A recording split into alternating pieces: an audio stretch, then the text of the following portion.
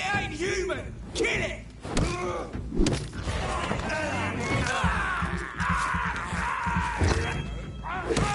We have to stop it!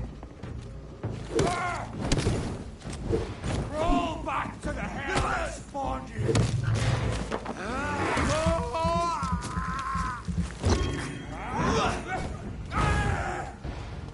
Stay back, beast!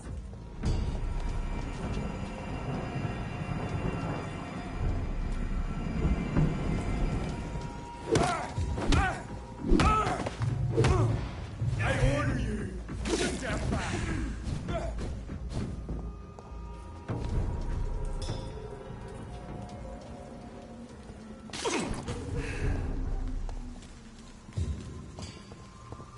Stop!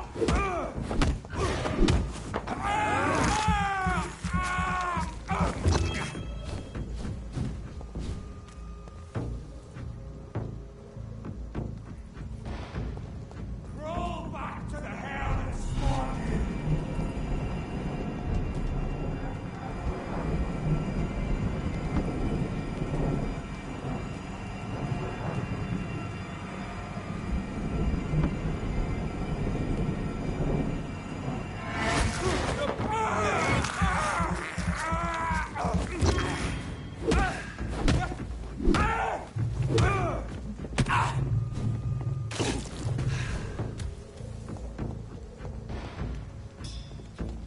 Stay back, beast!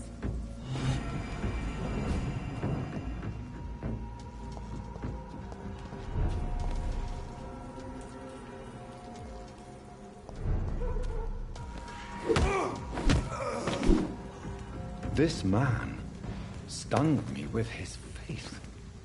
His crucifix. This is not good news.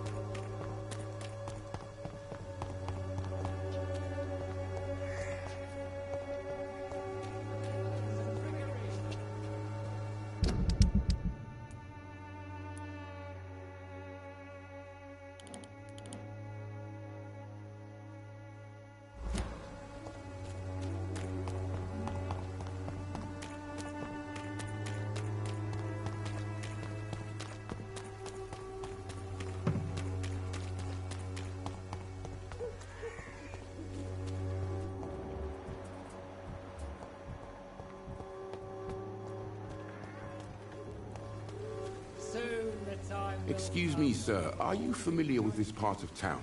Name's Clayton Darby, reporter. Sorry, I'm new to Whitechapel. But perhaps you could help me since you're a journalist. My name is Jonathan Reed. Dr. Reed, the famous surgeon. I'll gladly help if I'm able, sir. I heard you're investigating an underground medical dispensary in Whitechapel. What do you know about it? Not much, I'm afraid. They are wary of strangers, and I'm not really an acquaintance of theirs. Why do you care? I'm a doctor, Mr. Darby. I care about everything involving public health and this epidemic. Are you sure you're not just concerned about the repercussions that a scandal involving a certain Nurse Crane from the Pembroke Hospital would bring? Without a doubt, you are a damn fine journalist, Mr. Darby. What do you know of her accomplice, a man named Darius? I don't know much about the man. He's very cautious. Never goes out.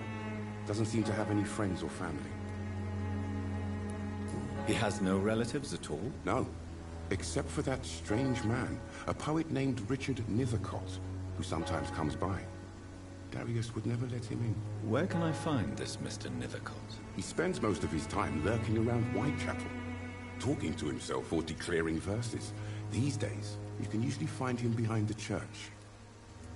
He never goes out? No. A few days ago, he unexpectedly did. I followed him, but it was just a ruse to keep me away from his house. Really? How do you know? He went to the nearest mailbox, but just before posting his letter, he ripped it up and threw it away.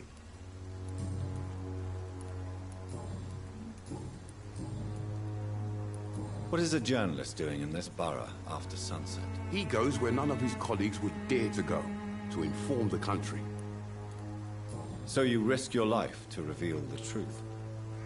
I saw many reporters do the same during the war. Whitechapel is the crucible of so many untold stories and tragedies. I want people to know them.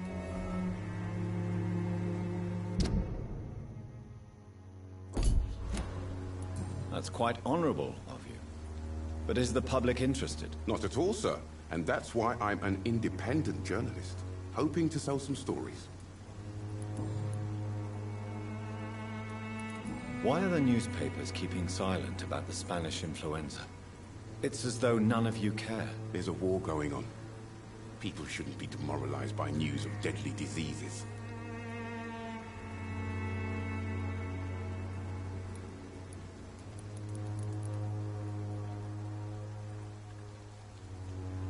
If no one stops it, this epidemic could turn into a scourge. It may kill more people than the war itself. Yes, this is another kind of war, but just as deadly. History will judge us all for what we did and what we did not.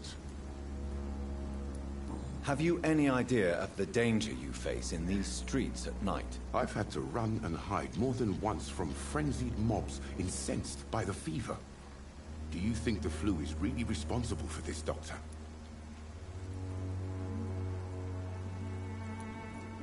I must confess, some of my rational views have been shaken by recent events. I'll remember to stay away from the district's roughest streets then. Christina Popper claims she sells her body because she can't find any other work. Do you believe her? Of course I do. Her story is exactly what I want my readers to understand. We live in an intolerant and divided nation. Do you think things will ever change, Mr. Darby? I believe the situation can only improve. And now that women can vote, I'm convinced things will change. Goodbye, Mr. Darby. Farewell.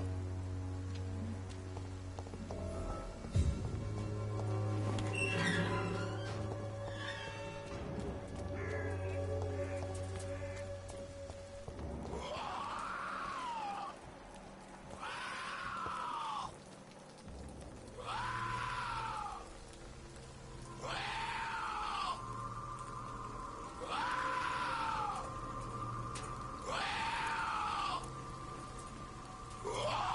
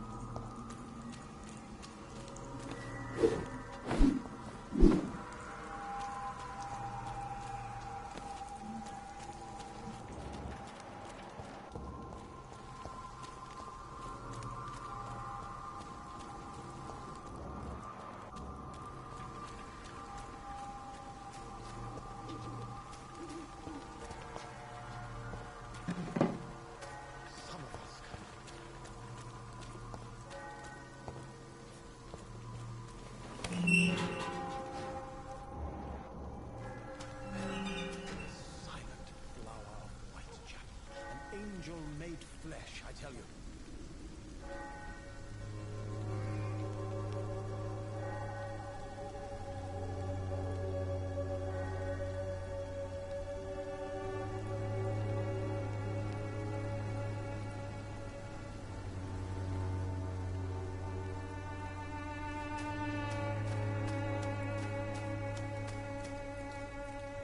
Good evening, sir. I'm Dr. Reed. I would like to ask you a few questions. Please be my guest. Although I may not be the best informant regarding this part of town, my words speak about that which the eyes cannot see. Really? Are you an artist of some kind? I'm a poet, sir. Richard Nethercott, at your service. May I ask you a few questions about the district? Extraordinary part of town, is it not? I'll be glad to help you, if I can. I'm looking for Dorothy Crane, a nurse who lives in this vicinity. Dorothy Crane. Oh, I love the name. The Crane of Whitechapel. Sounds very mysterious. But, sorry, no, never heard of her. What can you tell me about an old man called Darius? Darius Petrescu? Yes, I know him. At first, I thought he was only a small publisher. I invited him to publish my work, but his reaction was pretty clear. Not interested in your talent? Darius is an old political activist who takes delight in printing tracts and lampoons. Those communist activities only require mediocre writing skills.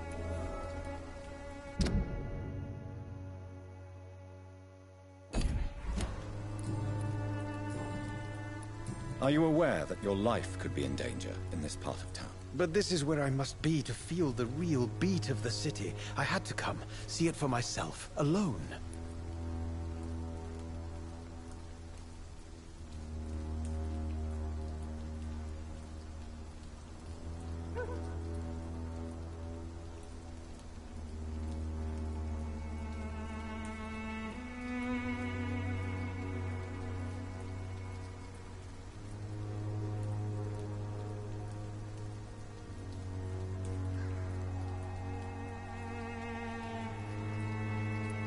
I understand your need for solitude, but it's not safe around here. I don't care. I don't have many friends, Doctor, and my family despises me. If some misfortune came upon you, who would be here to help you? Well, you for a start, my dear Doctor.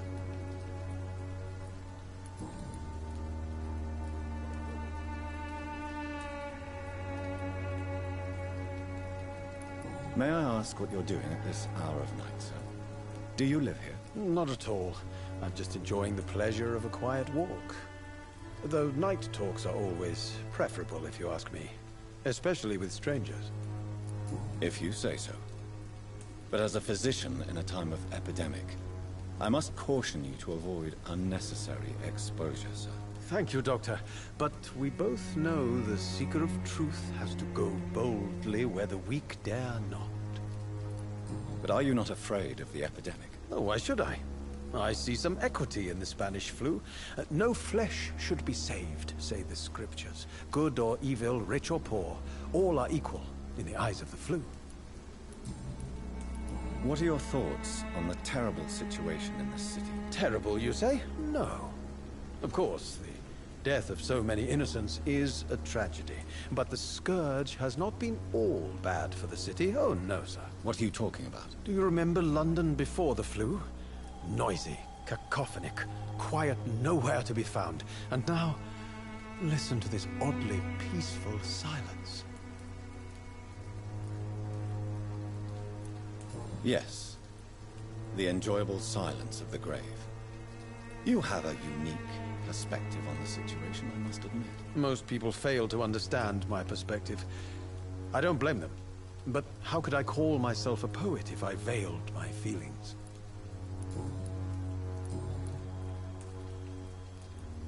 Tell me, Mr. Nethercott, why seek inspiration in Whitechapel?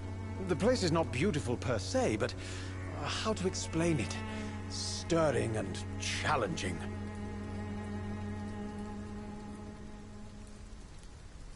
Do you not think it a little morbid? On the contrary, sir. Whitechapel is full of life, full of beauty.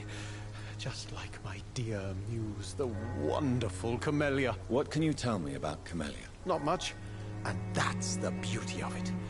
She can't speak, you know. She's a locked mystery who exhales kindness and sweetness.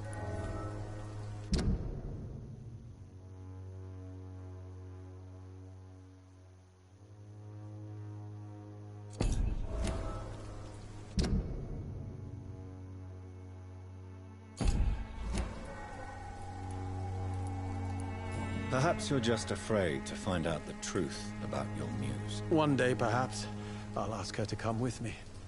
But will she still be my wild flower of Whitechapel if she moves uptown? And have you ever tried to learn more about her? Where she lives? How she survives? Whom she may know? Maybe I prefer she remains an enigma. Reality can be so dull, don't you think? In what way, exactly? The struggle by gaslight, the barren smiles, and the added hunger under the rain. If you say so. Such vibrant antagonism and vivid paradox. The stripped humanity raged across each street. Vivid, of course, yes. And what about the poignant distress? Oh yes, the poignant distress. You see what I mean, don't you? That's what I want to write about, and that's what Whitechapel is made of. Did you know the mute florist is a member of a secret society? No, I didn't. But I thank you for this information, sir. For it only enriches the mystery surrounding the precious Camellia. Are you not curious? Is there not more you wish to know? That girl has not an ounce of malice in her. Whatever she may be hiding, it's certain to be for the benefit of most, if not all. I fear you are a hopeless romantic, Mr. Nethercourt. Guilty as charged, Dr. Reed.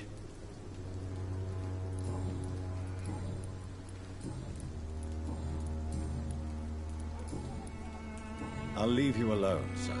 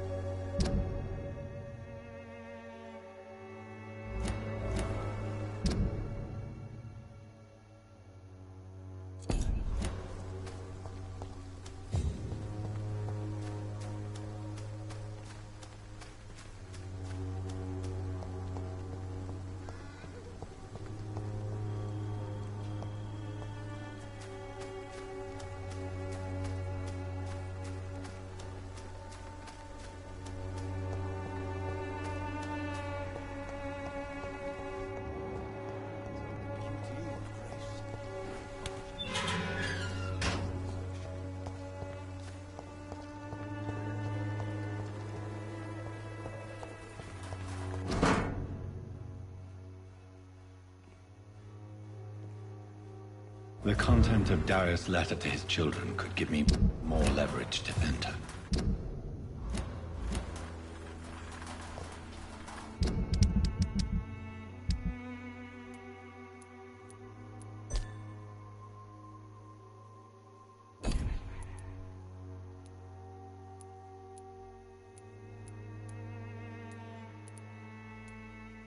Darius is a bit less of a mystery now. It should not be that difficult to incite him to let me in.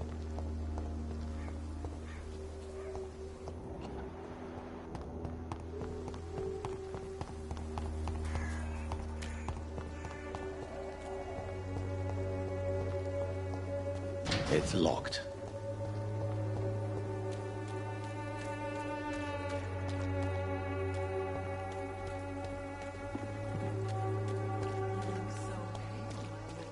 Would you like me to revive you?